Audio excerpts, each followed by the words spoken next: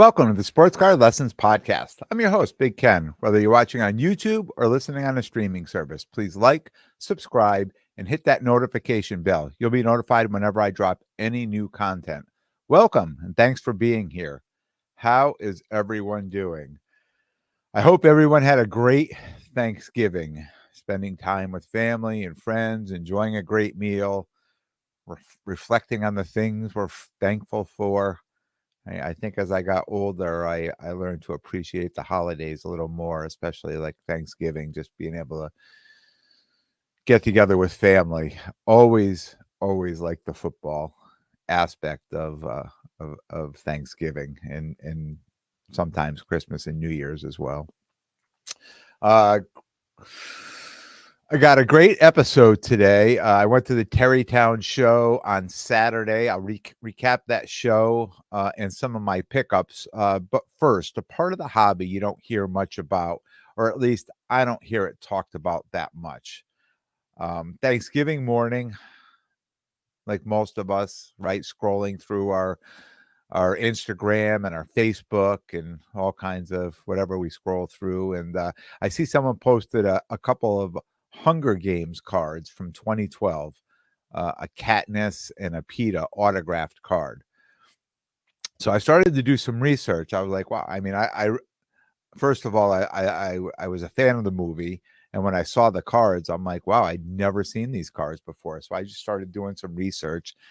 And I saw on eBay, tons of these 2012 Hunger Games hobby boxes that were really selling pretty cheap. So the person who posted, I asked the poster, I said, did these autos come out of these Walmart exclusive hobby boxes? And he said, yes. So I'm on eBay and I'm thinking maybe I'll buy a few of these hobby boxes. And then I get a DM from this person in Australia named Billy and said, no, that information that person gave you was wrong. Those cards only came with the original DVDs back in 2012, not inside the hobby boxes. So the hobby boxes are just full of base cards. There's nothing special in any of those hobby boxes. Probably hence the how cheap they are. So we chatted a little bit and he started to tell me, that Walmart recently found 400 of these cards, the original Hunger Games autograph set. And we're giving them away this year to the first 400 people who ordered this 5-pin set at 10 p.m. on Thursday night, Thanksgiving night. That's when it started. So I took what he said and I started to do some research and realized all this information he gave me was true. So there was a max. They'd only let you order. The limit was 2. So at exactly 10 p.m., I ordered 2 sets. And then I know from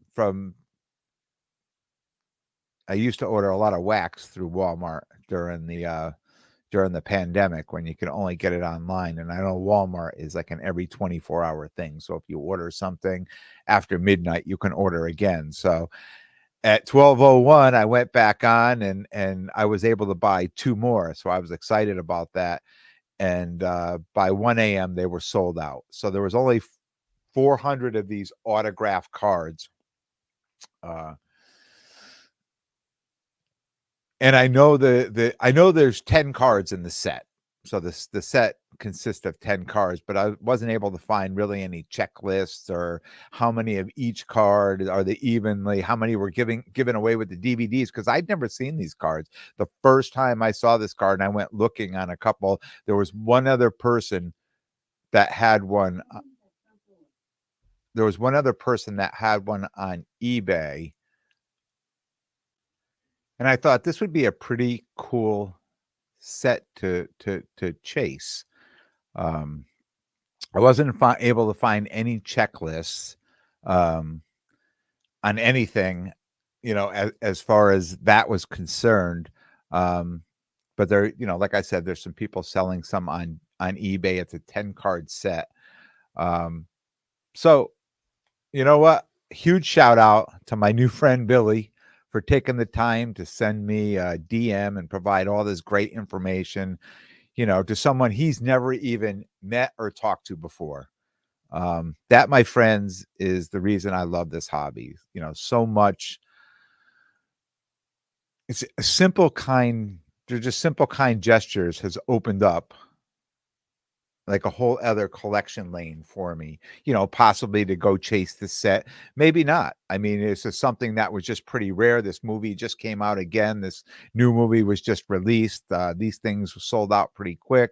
There was only 400 of these cards. So, my collector mind, and I've talked about that many times. If I think there might be an angle in collecting something, I'll go and buy it and sit on it. But just appreciate this part of the hobby, right? This side of the hobby that, people, here's a guy that my mind was blown. Like here I am telling, like, people are showing up, for Thanksgiving dinner at the house. And I'm like, can you believe, like, this guy right here is in Australia. He was messaging me, gave me this great information, and now I'm going to be buying some stuff. I'm like, just led me down. And they're kind of looking at me like, are you kidding me? I'm like, no, I'm serious. Like, this guy in, just somewhere halfway or all the way on the other side of the world, right? And just, it's just crazy. And that's, again, I said it, that's why I love the hobby so much. The Tarrytown Show. I usually set up at this show, but my connection with getting a table there, he wasn't setting up. He didn't get any tables for this show, and I was okay just going down to walk the show and not setting up. I'm going to be setting up next month in Hofstra at Hofstra University, the Hofstra show. I think that's December 9th and 10th. So I thought, hey, maybe this might be a good show to go maybe find some inventory to bring to the next show, because I sold a ton of stuff at the Gillette show. So, always trying to find some new inventory to put in the cases. So I decided to take the drive down, despite the traffic.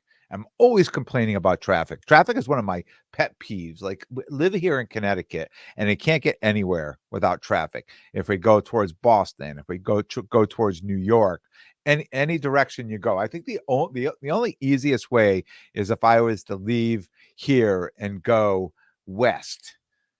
It is probably the only.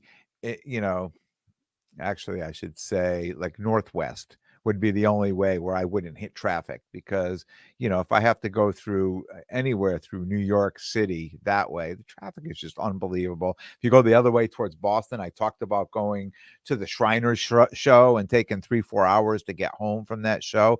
And this was no different. As per usual, it takes an hour and 15 minutes to get from where I live to Tarrytown. Kind of a smooth ride down, no issues. Getting home is 2.5 to 2 hours and 40 minutes to get home. And it's just stop and go traffic all the way home. It's just, no matter where I go, I have to, factor that into my day. But anyways, I got there at 12:30. The show I set up at this show, I just said that, the last couple of years, and there was 2 rooms. There were 2 rooms in the show, but this year there was just 1 room. There was a coin show going on in the other room. So this was just 1 room. It was crowded. It was crowded when I arrived. So, I did my best. I talk about, I don't like the crowds at shows. I'd rather go when it's, when it's slow. I figure out that time to go slow. That's kind of why I showed up at 12:30. I didn't know. I know his show started at 10. I didn't want to be the guy standing in line outside, waiting to get in, because that's almost a pet peeve to me, as sitting in traffic. So, I got there at 12:30. It was crowded. I walked the room like I usually do, just making notes of certain cards I may come back and make offers on, making some mental notes on some of the tables that I just couldn't get to. I saw a lot of new dealer faces in this room. And I was looking for some regulars that, I figured I'm just going to see down there. And I was thinking about, oh yeah, I got to, look for this person, that person. I showed up, and there was a lot of people that weren't set up, and I saw, a lot of new faces there. So after I did my 1 lap in the room, I I knew some of the tables I wanted to see and some of the cards I wanted to make some bids on, but I realized that the crowds were thinning out. So by this time it was about 1:30. So it was going to be easy for me to kind of work my way back across the room again, and being able to not only be able to see everything in the cases, but just be able to have like one-on-one time with some of the dealers, so maybe I can make a deal. One of the things I did notice was the absence of some cards that are usually in abundance at shows like this. Um, I talked a few weeks ago about some of the cards I'm looking for, like the Brady, the 2000 Brady Bowman Chromes, Mahomes cards, the rookie optic, the optic pinks, the XRCs, things like that. Didn't see many of those cards in the room. And one of the dealers that I know there, and I said, "Hey, I'm like, where are all the Mahomes cards at? I know you're usually good for 3 or 4 in your case." And he said, "Yeah, I left those at home." He said that it's just crazy how much the prices have come down on those. And and he was saying to me, like a guy like Brady, he doesn't see like a reason for the prices to go back up. So he'd rather just hold on to those cards than move them, which I kind of understand. And that's kind of why I'm looking for them now. Do I think the prices are going to go up? No, they may come down a little bit more on that, but you know, some of these cards are cards that I just wanted to put into my PC that were just too expensive, that I just thought, you know what, I can't see putting that kind of money out on a card to kind of just take that money out of my card hustle, right? Just take it out of there. I just up until this point, I was like, I don't think I really want to do that. I think I'd rather wait for a day when one or two or three of these cards present themselves at a very good price, or maybe in a trade deal or something like that. So I'm out looking for them, but who knows at what price point I would pull the trigger on. But in this case, I didn't have the opportunity to, because they were just absent. Didn't see many of those in the room. I know the comps are down on all cards. I mean, I know that. I set up as a dealer. I'm on both sides of the table. And I understand that a couple things. One, dealers are going to be leaving some of these cards at home or not putting them out in their cases, or maybe holding them in case that there's a trade or something. They could, it's something that they can pull out. Um, and two, some of the prices, right, I mean, it's some of these guys just don't want to sell even the stuff that's in their cases, that they've put the prices up on. Now, I did this with a couple of cards last weekend when I set up. I'm guilty of doing that, right? Like a Mahomes XRC, my Mahomes, the lime green. So on a couple cards that I do that with, they say that the comps are down, and I'm going to use the Mahomes, the 2017, the optic green, the optic lime. I'm going to use that as a for instance. They say the comps on this card are, I'm gonna say 1,300. I don't know exactly what it is, but I know it's right around there. Um, but if you are trying to buy that card now and you look all over social media, on eBay and PWCC, all these different places, right? You can't touch this card for under $2,000. You can't get it for anywhere under $2,000. So when I set up at Gillette, I put that card in there at $1,800, right? So yes, over the current comps, but it's still nobody's selling that card any cheaper. It's not that you can go out and buy it. Now, maybe now, like I haven't looked in the last few days. Maybe if I went and looked now, there may be one up there for sale. But it's a card that's pretty rare that comes up for sale. And I know that because I looked for that card for a couple years, tried to buy that card at shows, and people were way overpriced. Tried to buy it online, people are way overpriced. And I ended up getting what I felt was a decent deal on the card, which would probably, you know, after shipping and fees and everything else, I'm into it for more than what the current comp says. but I really feel a card like that, until you can buy it for that for what the comp price is at it right now, um, I'm gonna keep it that price in my case. Now, that's not all my cards, right? I have a couple cards that I think, and more importantly, like, if a bigger Mahomes were to show up, I wouldn't mind that. Now I would be interested in trading. Now we could be more at comps if I was gonna, be moving into another card, if that other card was at comps as well. So I don't mind doing that either. But it's I talked about this many times. You put two cards on the table if you're doing a trade, and which one would you rather have more? And if it's yours, then don't make the deal, right? So a lot of times when trade opportunities do come up, and I look at that card and I look at the card, I'm saying, nah, you know what? I think I'm all set. I think I'll hold on to this one that's a little bit more, I'm not going to say rare, but scarce. Because I think the pop count, I mean, the pop counts aren't huge on that card, but um, they're not, super low either.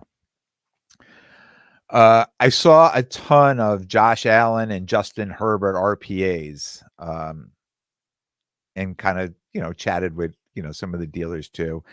And I think they've come to the conclusion that, selling these cards at the current comps are better than holding and hoping for a miracle. Like, as a dealer, I understand this because you have to sell something. If you're going to go set up, you have to sell something.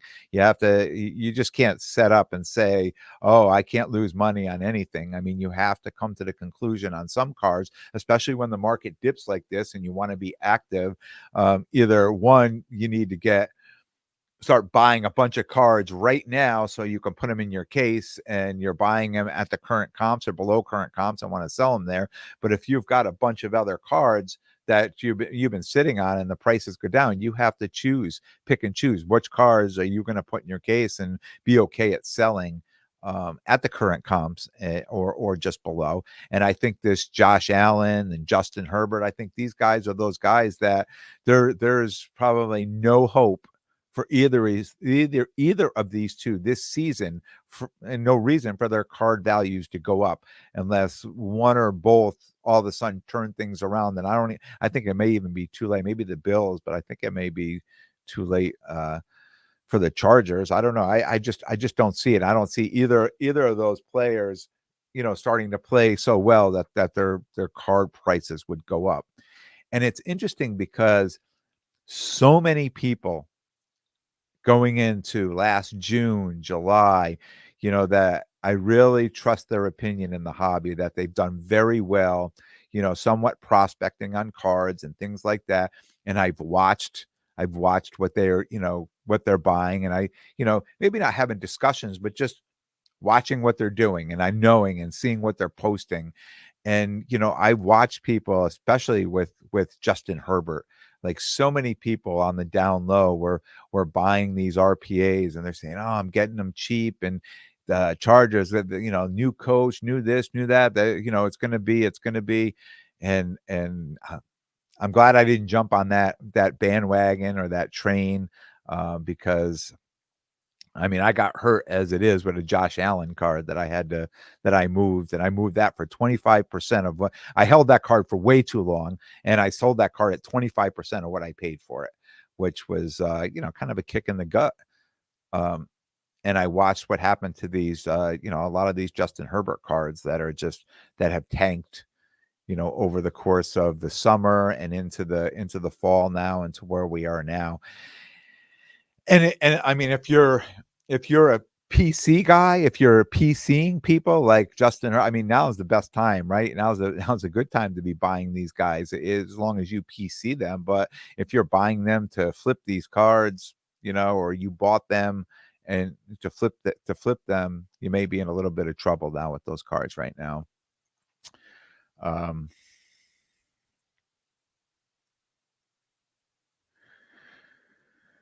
I walk the show, making offers on cards that, you know,